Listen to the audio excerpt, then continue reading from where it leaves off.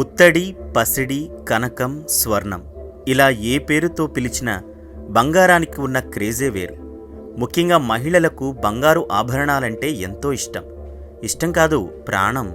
బంగారం ధరించినదే చాలామంది శుభకార్యాల్లో పాల్గొన్నారంటే అతిశయోక్తి కాదేమో. మన దేశంలో ఆధ్యాత్మికంగా బంగారానికి ఎంతో ప్రాముఖ్యం ఉంది. కొన్ని దేశాల్లోనైతే బంగారాన్ని కరెన్సీ రూపంలో ఉపయోగిస్తుంటారు. ఒక్కోసారి పసిడి దేశ ఆర్థిక వ్యవస్థను కూడా ప్రభావితం చేస్తుంది.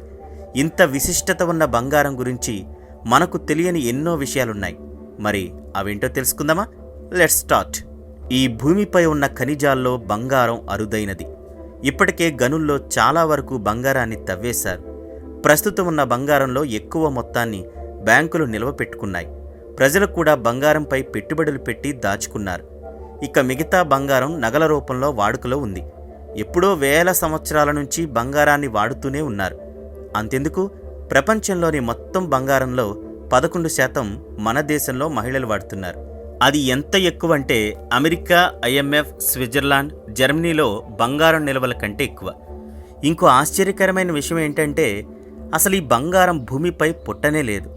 20 కోట్ల సంవత్సరాల కిందట కొన్ని ఉల్కలు భూమిని బలంగా ఢీకొట్టాయంట. వాటి నుంచి వచ్చిన బంగారాన్ని మనం ఇప్పుడు వాడుతున్నాం. సాధారణంగా ఒలింపిక్స్ మొదలుకొని అంతర్జాతీయ, జాతీయ, రాష్ట్ర స్థాయిలో జరిగే వివిధ రకాల పోటీల్లో గెలుపొందిన వారికి పతకాలివ్వడం మనకు తెలిసిందే. చదువులోనూ తమదైన ప్రతిభ కనబరిచిన వారిని ప్రశంసిస్తూ పతకాలను అందజేస్తూ ఉంటారు. స్వర్ణ, రజత, కాంస్య పతకాలతో వారిని సత్కరిస్తూ ఉంటారు. వీటిలో బంగారు పతకానిది ప్రముఖ స్థానమనే చెప్పుకోవచ్చు. అయితే ఒలింపిక్స్లో క్రీడాకారులకు ఇచ్చే పతకాలను పూర్తిగా బంగారంతో తయారు చేయరు. ఇందులో కేవలం 1.34% మాత్రమే ఈ విలువైన ఖనిజం ఉంటుంది.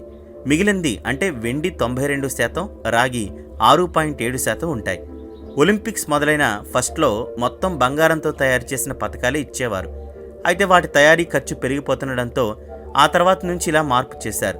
1 ఔన్సు బంగారాన్ని 300 చదరపు అడుగుల పలచని రేకులా సాగ్గొట్టొచ్చు.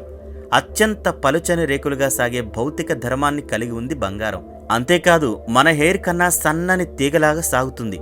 1 ఔన్స్ బంగారం నుండి 50 మైళ్ళ పొడవున్న తీగను తీయొచ్చు. కేవలం 1 గ్రాము భారమున్న బంగారాన్ని 1 చదరపు మీటర్ వైశాల్యం గల రేకుగా కూడా సాగదీయచ్చు. ఎంత పలుచగా చేయొచ్చు అంటే టార్చ్ లైట్ కాంతి అవతల వైపుకు వచ్చేంత. అలాగే రొమటాయిడ్ ఆర్థరైటిస్తో బాధపడే వారికి రసాయనిక క్రియ ద్వారా బంగారాన్ని ద్రవరూపంలోకి మార్చి నరాల్లోకి ఎక్కిస్తే రోగం తగ్గే అవకాశం దాదాపు 70% ఉంది. కొన్ని రకాల స్వీట్లపై పలుచని వెండి రేకును పూతలా వేస్తారు. అచ్చం అలాగే బంగారాన్ని కూడా చాలా పలుచని రేకులాగా చేసి స్వీట్లు, ఇతర ఆహార పదార్థాలపై పూతలా వేస్తారు. దీనివల్ల జీర్ణశక్తి మెరుగవుతుందని చాలామంది నమ్ముతుంటారు. పూర్వకాలంలో మన దేశంలోని శ్రీమంతులు వేడివేడి అన్నంలో చిన్న బంగారపు ముక్క కలుపుకుని తినేవారట. అందుకే వారంత స్ట్రాంగ్గా ఉండేవారేమో. మనం ఇప్పుడు బంగారం ఒంటి మీద వేసుకోవడానికి కొనాలంటేనే పర్సులు ఖాళీ అయిపోతున్నాయి. ఇక తినడానికి ఎలా లేండి. సాధారణంగా అన్ని దేశాల్లోనూ బంగారం కొనడం మంచి పెట్టుబడి మార్గంగా భావిస్తారు. కానీ మన దేశంలో మాత్రం ఎక్కువ మంది బంగారం కొనడాన్ని శుభసూచకంగా పరిగణిస్తారు. అంతేకాదు, దానివల్ల సంపద వృద్ధి చెందుతుందని భావిస్తారు. ఇక అక్షయ తృతీయ రోజు అయితే గ్రాము బంగారం కొన్న చాలనుకునేవారు ఎందరో ఉన్నారు. అందుకే బంగారానికి ఏ దేశంలోని లేని డిమాండ్ మన దేశంలో ఉంది. మరో ఆసక్తికరమైన విషయం ఏంటో తెలుసా? ప్రపంచంలోని దేశాల్లో ఉన్న బంగారం కంటే 11% ఎక్కువ బంగారం మన దగ్గరే ఉంది. బంగారం భూమి మీదే కాదు, అంతరిక్షంలో కూడా ఉపయోగపడుతుంది.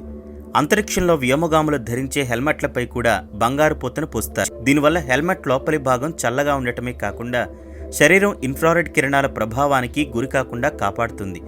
అలాగే మన శరీరంలో కూడా 0.2 మిల్లీగ్రాముల బంగారం ఉంటుంది. దీనిలో ఎక్కువ భాగం రక్తంలో ఉండడం గమనార్హం. అలాగే మనం వేలికి ధరించే ఉంగరంలో 6 మిల్లీగ్రాముల బంగారం ప్రతి సంవత్సరం కరిగిపోతుంది. ప్రస్తుతం భూమి మీద ఉన్న బంగారం సుమారు 200 మిలియన్ సంవత్సరాల క్రితం ఉల్కలు భూమిని ఢీకొనడం వల్ల ఏర్పడ్డాయి. సముద్రంలో కూడా సుమారు 20 మిలియన్ టన్నుల బంగారం ఉంది. ఇది ప్రపంచంలోని ప్రజలందరికీ పంచితే ప్రతి ఒక్కరికి 4 కిలోల చొప్పున వస్తుంది. అయితే ప్రస్తుతం లభిస్తున్న బంగారంలో 50% ఆభరణాలు చేయటానికి, 40%ను మూలధనం పెట్టుబడిగా, 10%ను నాణేల తయారీకి, ఇతరత్ర పారిశ్రామిక ఉత్పత్తుల తయారీలో ఉపయోగిస్తున్నారు. 1998లో నాసాకు ఓ షాకింగ్ విషయం తెలిసిందంట. అదేంటంటే మన భూమికి దగ్గరలోనే తిరుగుతున్న ఏరోస్ ఆస్ట్రాయిడ్ నిండా రకరకాల ఖనిజాలున్నాయని రెండర్ జేవోస్ స్పేస్ క్రాఫ్ట్ ద్వారా తెలిసింది.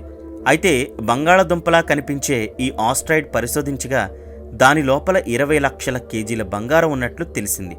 అంతేకాదు అల్యూమినియం, ప్లాటినం ఖనిజాలు కూడా అంతే మొత్తంలో ఉన్నాయని కూడా తెలుసుకున్నారు. కానీ వాటిని తక్కువ ఖర్చుతో భూమికి తెచ్చేంత టెక్నాలజీ ఇప్పటికైతే మన దగ్గర లేదని నాసా వారికి అర్థమైపోయింది. ప్రస్తుతం భూమి లోపల ఎక్కడెక్కడ బంగారం ఉందో ఈజీగా కనిపెట్టగలుగుతున్నారు మన శాస్త్రవేత్తలు. కారణం అద్భుతమైన టెక్నాలజీ డెవలప్మెంటే. అదే 1965లో కార్లిన్ దగ్గరలోని ఓ గనిలో బంగారం ఉందో లేదో తెలుసుకోవడానికి నానా తిప్పలు పడ్డారు. చివరకు ఆశించిన స్థాయిలో బంగారం లేదని తేలింది. ఇప్పుడు అలా కాదు, ఎంత బంగారం ఉందో ఖచ్చితంగా తెలుసుకోగలుగుతున్నారు. భూమిలో బంగారం ఉంది, కానీ దాన్ని తవ్వి తీస్తే బోలెడంత కాలుష్యం తప్పదు. సింపుల్గా చెప్పాలంటే మనం భూమి లోపల నుంచి 28 గ్రాముల బంగారం బయటకు తీయాలంటే మనం 2,50,000 కేజీల రాళ్లను తొలగించాల్సి ఉంటుంది. ఆ తర్వాత ముడి బంగారాన్ని క్లీన్ చేయడానికి అత్యంత ప్రమాదకరమైన సైనైడ్ ద్రావణాన్ని ఉపయోగించాలి. అది పర్యావరణానికి ఎంతో హాని చేస్తుంది. ప్రస్తుతం ప్రపంచ దేశాలన్నీ బంగారాన్ని శుద్ధి చేశాక సైనైడ్ ద్రావకాన్ని సముద్రంలో కలిపేస్తున్నారు. అందుకే అసలు ఈ గోల్డ్ తవ్వకాలు పూర్తిగా ఆపేయాలని, ఉన్న బంగారం నిల్వలనే వాడకంలోకి తేవాలనే డిమాండ్ పెరుగుతుంది. బంగారం ఆభరణాల పట్ల భారతీయులకు ఉన్నంత మోజు, ప్రేమ మరెక్కడా కనిపించదు. ఈ సంప్రదాయం ఇప్పటిదాకా అనాదిగా వస్తూనే ఉంది. మార్కెట్లో ఏ కొత్త డిజైన్లు వచ్చినా కొనడానికి రెడీ అవుతారు. అయితే ఇక్కడ విషయం గుర్తుంచుకోవాలి, ధర షాపుకు మారుతుంది. అలా ఎందుకు మారుతుందో తెలుసా? మరి జ్యువెలరీ షాపుకు వెళ్ళి మనం ఏదైనా ఒక నగను కొని బిల్లు అడిగితే అతను ఏవేవో రాసి చిట్టి చేతిలో పెడతాడు. దానిని గుడ్డిగా నమ్ముతాం. కానీ అలా చేయకూడదు. మనం షాప్ యజమానిని ప్రశ్నించాలి. నిజానికి సిటీలో అయితే షాప్ యజమానులందరికీ కలిపి ఒక సంఘం ఉంటుంది. ఆ సంఘం ప్రతిరోజు మార్నింగ్ సమావేశమై బిల్లింగ్ ధరలను నిర్ణయిస్తారు. ఫర్ ఎగ్జాంపుల్ 22 క్యారెట్ల బంగారం ధర 10 గ్రాములు 30,000 అనుకోండి. అప్పుడు మనం ఏదైనా నగ తయారు చేయించినందుకు 10% ఛార్జ్ వేస్తారు. అలా అనుకుంటే 3,000 అవుతుంది. ఈ రెండూ కలిపితే 33,000. అలాగా ఆ బంగారం ధర అవుతుంది. అంతేకాదు దీనిపై 3% జీఎస్టీ ఛార్జ్ కూడా పడుతుంది. అది 990 రూపాయలు అవుతుంది. ఇప్పుడు మొత్తం ఫైనల్ బిల్ 33,990 రూపాయలు అవుతుంది. అదే 18 క్యారెట్ల బంగారం అయితే కేవలం బంగారం ధర 25,000 అనుకుంటే దీనికి 10% తయారీ ఖర్చు తీసుకుంటారు. అప్పుడు 2,500 రూపాయలు, దీనికి జీఎస్టీ 825, మొత్తం కలిపి 28,325 రూపాయలు అవుతాయి. అంతర్జాతీయ మార్కెట్లో బంగారాన్ని ట్రాయ్ ఔన్స్ రూపంలో సూచిస్తారు. ఔన్స్ బంగారం అంటే 31 గ్రాములని అర్థం. కొన్ని నగల్లో రంగురంగు రాళ్లు పొదిగి ఉంటాయి. ఇవి ఆ నగకి మరింత అందాన్ని తెస్తాయి. కొందరు బంగారం వ్యాపారులు మొత్తం నగని తూకం వేసి ఎన్ని గ్రాములుంటే అంత బంగారం ధరగా నిర్ణయిస్తారు. అంటే రంగురాళ్లు బరువును కూడా బంగారం ధరలో లెక్కిస్తారన్నమాట. మళ్ళీ మనం కొన్ని రోజుల తర్వాత కొన్నవాడి దగ్గరే ఆ నగను తీసుకుని వెళ్తే అతను రాళ్లను పక్కకు పెట్టి బంగారం మాత్రమే తూకం వేస్తాడు. ఇలా ధర నిర్ణయించడం తప్పు. ఇది చాలామందికి తెలియకపోవచ్చు, తెలిసినా ప్రశ్నించకపోవచ్చు. కనుక ఆభరణంలో ఉన్న నికర బంగారానికే ధరను నిర్ణయించాలని మనం షాపు యజమానిని అడగాలి. లేకపోతే మనం నష్టపోతాం. బంగారం ప్యూరిటీ గురించి మాట్లాడుకుంటే ప్యూరిటీ అంటే స్వచ్ఛత, అనగా నగలో ఎంత బంగారం ఉందో చెప్పడం. బంగారం ప్యూరిటీని క్యారెట్లలో చెప్తారు. 24 క్యారెట్ల బంగారం అతి స్వచ్ఛమైందని అర్థం. దీంతో చేసిన నగలు గట్టిగా ఉండవు. అందుకే దీనిని నగల తయారీకి వాడరు. ఎక్కువగా 22 క్యారెట్ల బంగారాన్ని మాత్రమే ఉపయోగిస్తారు. ఇందులో బంగారం 91.6% ఉంటుంది. అలైస్, జింక్, కాపర్, కాడ్మియం, వెండి తదితర రకాల లోహాలు కలపడం వల్ల ఆభరణాలు గట్టిగా ఉంటాయి. అంతేకాదు బంగారం ధర నగలో ఉన్న బంగారం శాతం, అందులో ఏ లోహం కలిపాము అన్న దాని మీద ఆధారపడి ఉంటుంది. ఇదొక్కటే కాదు, బంగారం దిగుమతులు, రూపాయి పతనం బలపడటం, కరెన్సీ మారకం విలువల ప్రభావం తదితర అంశాలు గోల్డ్ ధరపై ప్రభావం చూపుతాయి. ఎగ్జాంపుల్, అంతర్జాతీయ మార్కెట్లో రూపాయి మారకం విలువ తగ్గితే బంగారం ధర పెరుగుతుంది. ఉదాహరణకు $1 70 రూపాయలు అనుకోండి. ఈ ధరలో రూపాయి విలువ తగ్గితే బంగారం ధర పెరుగుతుంది. ఎందుకంటే మనం బంగారాన్ని డాలర్ల రూపంలో కొనుగోలు చేస్తాం.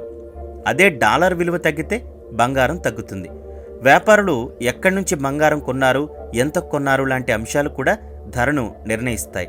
అందుకే షాపుకు ధరలు మారిపోతాయి. అలాగే హాల్మార్క్ అనేది బంగార స్వచ్ఛతను సూచిస్తుంది.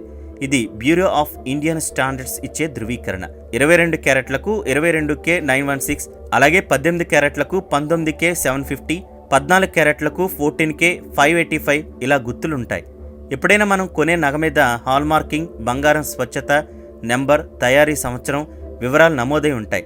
హాల్మార్క్ లేకుండా కొనే నగల్లో బంగారం 18 క్యారెట్లకు మించి ఉండదని ఓ అంచనా కూడా ఉంది.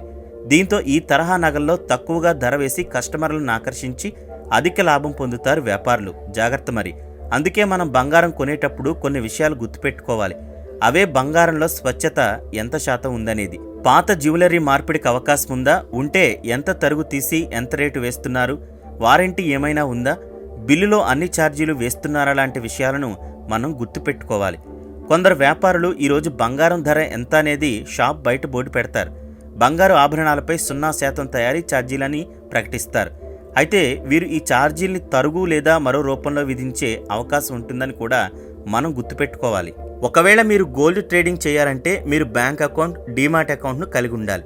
స్టాక్ ట్రేడింగ్ను ఆఫర్ చేస్తున్న దాదాపు అన్ని బ్రోకరేజ్ సంస్థలు గోల్డ్ ట్రేడింగ్ను ఆఫర్ చేస్తున్నాయి. కానీ వీటిల్లో కూడా కమోడిటీ ట్రేడింగ్కు ప్రత్యేకంగా నమోదు చేసుకుంటేనే గోల్డ్ ట్రేడింగ్ చేయగలుగుతారు. ఎన్సిటిఎక్స్, ఎంసీఎక్స్లో మెంబర్షిప్ కలిగిన ICICI Commtrade, Sharekhan, Refco Sify, ISJ Comdesk, North East Commodities వంటి సంస్థలు బంగారంతో పాటు ఇతర కమోడిటీ ట్రేడింగ్ సేవలను అందిస్తున్నాయి. వీటికి 200 నుంచి 500 రూపాయల ఛార్జీతో మనం అకౌంట్ను ప్రారంభించుకోవచ్చు. స్టాక్ మార్కెట్లను నియంత్రించడానికి సెబీ ఉన్నట్లే కమోడిటీ మార్కెట్లను నియంత్రించడానికి ఫార్వర్డ్ మార్కెట్ కమిషన్ ఉంది. ప్రస్తుత రోజుల్లో ఎలక్ట్రానిక్ ఉత్పత్తులు లేదా వస్తువుల తయారీలో సైతం బంగారం ఉపయోగిస్తున్నారు. ఎలక్ట్రానిక్ ఉత్పత్తుల్లో బంగారం వాడటానికి కారణం బంగారం చాలా రోజులు తుప్పు పట్టదు లేదా పాడవదు. చాలా చిన్న చిన్న ఎలక్ట్రానిక్ పరికరాల్లో తక్కువ వోల్టేజీ మాత్రమే ప్రసరించేలా చేస్తారు. లేకపోతే వస్తువు పాడవటానికి అవకాశం ఎక్కువ ఉంటుంది. ఈ కారణంగా బంగారాన్ని ఉపయోగిస్తే వస్తువు తుప్పు పట్టకుండా, పాడవకుండా కాపాడుతుంది. వస్తువు మన్నే కాలం పెరుగుతుంది. కనెక్టర్లు, స్విచ్లు, రిలేలు, కనెక్టింగ్ స్ట్రిప్లు వంటి వాటిలో బంగారాన్ని బాగా వాడతారు. మనం రోజు వాడే సెల్ ఫోన్లు, క్యాలిక్యులేటర్లు, పర్సనల్ డిజిటల్ అసిస్టెంట్లు, గ్లోబల్ పొజిషనింగ్ సిస్టమ్ వంటి వాటిలో గోల్డ్ వాడతారని చాలామందికి తెలియదు. మనం బంగారం ధరలను మాత్రం ఎప్పటికప్పుడు తెలుసుకుంటాం. మన ఇంట్లో టీవీలో సైతం బంగారం ఉంటుంది. ఈ విధంగా వస్తువుల తయారీలో బంగారం వాడకం మూలంగా మనం కొంచెం విలువైన లోహాన్ని కోల్పోతున్నట్లే. ఎందుకంటే వీటిల్లో ఉపయోగించిన తర్వాత మళ్ళీ దాన్ని రీసైకిల్ చేయరు కాబట్టి. నిత్యం వాడే వస్తువుల్లో వాడే బంగారం పరిమాణం తక్కువ అనిపించినప్పటికీ దీర్ఘకాలంలో ఈ ప్రభావం ఉంటుంది. మన దేశంలోని బంగారాన్ని ఎక్కువ ధర పెట్టి కొంటాం. లండన్ బులియన్ మార్కెట్లో పసిడి ధరలు పెరుగుదల రేటుతో మన భారతీయ మార్కెట్లోని పెరుగుదల రేటును పోల్చితే మన వద్ద రేటు ఎక్కువగా ఉంటుంది. 2007 నుండి 2017 మధ్య 10 ఏళ్ల కాలంలో లండన్ మార్కెట్లో 1 ఔన్స్ బంగారం ధర 695 పౌండ్ల నుండి 1318 పౌండ్లకు పెరిగితే, అదే ఇండియన్ మార్కెట్లో 10 గ్రాముల బంగారం 2007లో 9379 రూపాయల నుండి 2017 నాటికి 30,000కు పెరిగింది. లండన్ మార్కెట్లో 2 రెట్లు పెరిగితే మన మార్కెట్లో 3 రెట్లు పెరిగింది. ప్రభుత్వం అమలు చేస్తున్న అధిక పన్ను రేటు కూడా బంగారంపై భారాన్ని పెంచుతుంది. మరోవైపు పన్నులు ఎక్కువగా ఉండడంతో స్మగ్లింగ్ బంగారం కూడా పెరుగుతుంది. మన దేశంలో ఉత్పత్తి అయ్యే బంగారం చాలా తక్కువ. మనం దిగుమతి చేసుకునేదే ఎక్కువ. 2015లో 913.6 టన్నుల బంగారాన్ని దిగుమతి చేసుకుంటే మన దేశంలో ఉత్పత్తి అయింది కేవలం 9.2 టన్నులే. బంగారం మార్కెట్లో విదేశీ ప్రత్యక్ష పెట్టుబడుల ప్రవాహం వేగం పెరుగుతోంది.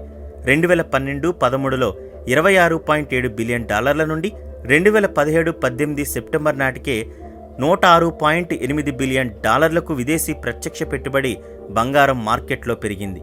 ఈ ఆర్థిక సంవత్సరం మొత్తం కాలానికి లెక్కలు తేలితే ఇది ఇంకా పెరుగుతుంది. అంటే 5 ఏళ్ల కాలంలో 4 రెట్ల పైనే పెరిగింది. విదేశీ మార్కెట్లో తక్కువ ధరకు దొరికే బంగారాన్ని భారతదేశానికి తెచ్చి ఎక్కువ ధరకు అమ్ముకుని సులువుగా లాభాలు మూటగట్టుకోవచ్చన్నమాట. ప్రపంచంలో తలసరి బంగారం వినియోగం చూస్తే మన దేశంలో అది కేవలం 0.51 గ్రాము ఉంది. అదే హాంకాంగ్లో 5.82 గ్రాములు, స్విట్జర్లాండ్లో 5.48 గ్రాములు ఉంది. తలసరి వినియోగం తక్కువే అయినా భారతదేశం ప్రపంచంలోని 2వ అతిపెద్ద బంగారం మార్కెట్ కలిగి ఉంది. ప్రపంచ బంగారం డిమాండ్లో మనది 25%గా ఉంది. కాగా ఏటా 800 టన్నులకు తగ్గకుండా బంగారం దిగుమతి అవుతోంది.